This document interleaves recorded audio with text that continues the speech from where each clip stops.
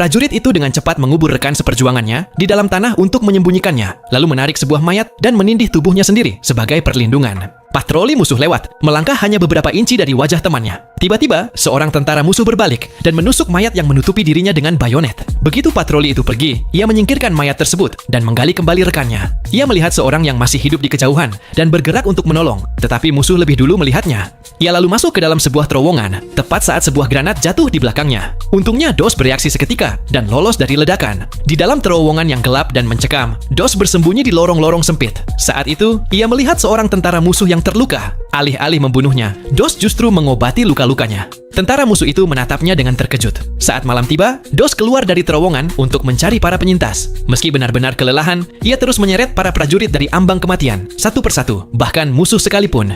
Rasa lelah mulai menguasainya. Kakinya mulai gemetar dan tangannya bergetar hebat. Tetapi ia tidak mau berhenti. Ia tahu bahwa rekan-rekannya masih menunggunya. Ia pun berdoa, "Tuhan, tolong izinkan aku menyelamatkan satu orang lagi." Setelah menyelamatkan satu orang, ia berdoa lagi, "Tuhan, tolong satu lagi."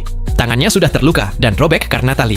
Ia turun dari tebing, namun tak seorang pun di bawah mengerti dari mana mereka berasal. Yang mereka tahu hanyalah bahwa ada seorang prajurit gila di atas sana yang sedang menyelamatkan nyawa. Sang kapten yang terperangah itu bertanya, "Siapa orang gila itu?"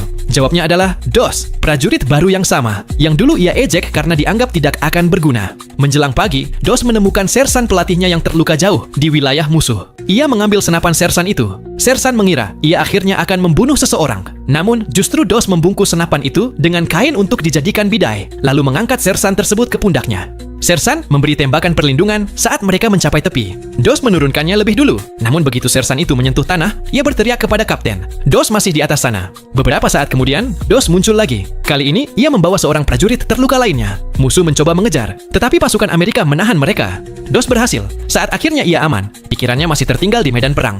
Ia bahkan tidak bisa berdiri. Kapten lalu bertanya, "Apakah kamu terluka?" Air mata lalu memenuhi mata Dos. Ia tak mampu berkata apa-apa. Seluruh unit berdiri dalam keheningan dengan penuh hormat, menghormati sang pahlawan yang telah kembali dari neraka. Dos mungkin tidak menyadarinya saat itu. Tetapi malam itu, ia telah menyelamatkan 75 nyawa dengan seorang diri.